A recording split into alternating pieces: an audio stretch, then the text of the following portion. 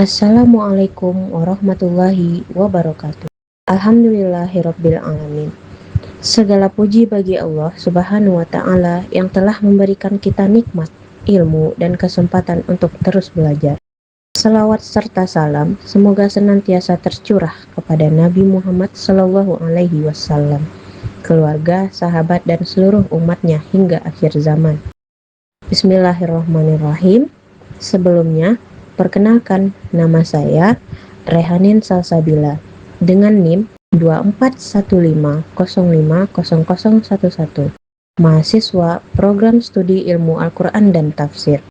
Pada kesempatan kali ini, saya akan mempresentasikan video pembelajaran sebagai tugas ujian akhir semester mata kuliah Balaghah Al-Quran yang diampu oleh Bapak Abdul Qobir MAG. Dalam video ini, saya akan menjelaskan 4 pokok materi yang telah kami pelajari selama 1 semester, yaitu pengertian balaghah, ruang lingkup balaghah Al-Quran, khobar dan insya, serta amar dan nahi.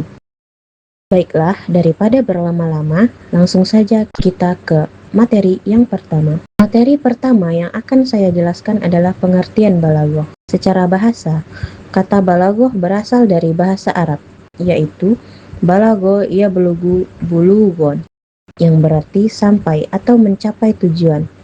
Artinya, suatu ungkapan dikatakan baligh apabila pesan yang ingin disampaikan benar-benar sampai ke hati pendengar atau pembaca dengan cara yang tepat, indah, dan efektif. Adapun secara istilah, balaghah adalah ilmu yang membahas tentang keindahan dan ketepatan suatu ungkapan bahasa Arab, sehingga ungkapan tersebut sesuai dengan konteks pembicaraan atau muqtada al-hal, dapat dipahami dengan baik dan memberikan pengaruh mendalam bagi pendengarnya.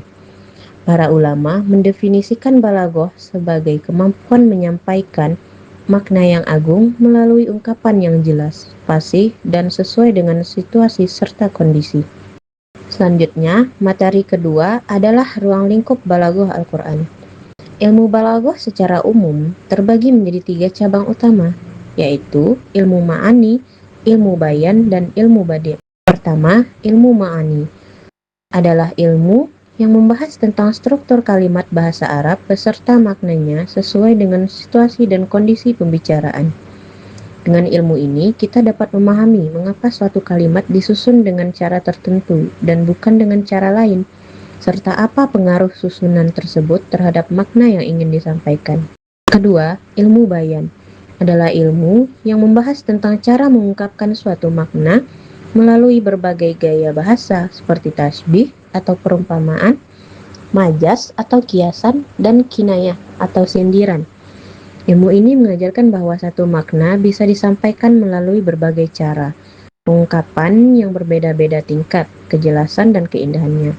Ketiga, ilmu badi' adalah ilmu yang membahas tentang cara memperindah ungkapan, baik dari sisi lafaz maupun makna, seperti penggunaan jinas atau persamaan bunyi, dan tibaq atau pertentangan makna.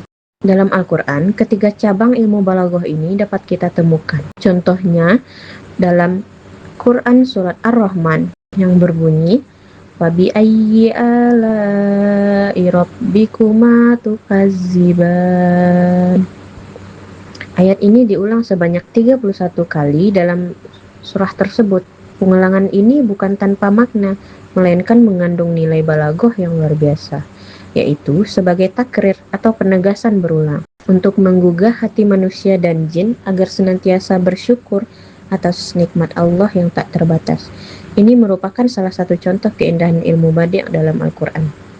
Materi ketiga adalah khobar dan insya. Yang pertama, khobar. Khobar adalah kalimat yang mengandung kemungkinan benar atau salah berdasarkan kenyataan yang ada di luar kalimat itu sendiri. Artinya, kalimat khobar adalah kalimat yang bersifat informatif dan memberitakan suatu kenyataan atau fakta. Khobar memiliki 2 kemungkinan, bisa disebut shadiq atau benar apabila sesuai dengan kenyataan, dan kazib atau dusta apabila tidak sesuai dengan kenyataan. Contoh khobar dalam Al-Quran terdapat dalam surah Al-Ikhlas yang berbunyi, Qul huwallahu ahad, Allahus samad, lam yalid walam yulad walam yakul lahu kufuwan ahad. Ayat-ayat dalam surah ini merupakan kalimat khabar, yaitu memberitakan hakikat dan sifat-sifat Allah secara faktual dan informatif. Kalimat ini bernilai benar atau shadiq karena sesuai dengan hakikat yang sesungguhnya. Adapun insya adalah kalimat yang tidak mengandung kemungkinan benar atau salah, karena kalimat tersebut tidak memberitakan suatu fakta, melainkan mewujudkan sesuatu melalui ungkapan itu sendiri. Insya terbagi menjadi dua, yaitu insya talabi yang menuntut respon seperti perintah, larangan, pertanyaan, dan harapan. Lalu ada insya ghairu talabi yang tidak menuntut respon seperti pujian, celaan, atau akad.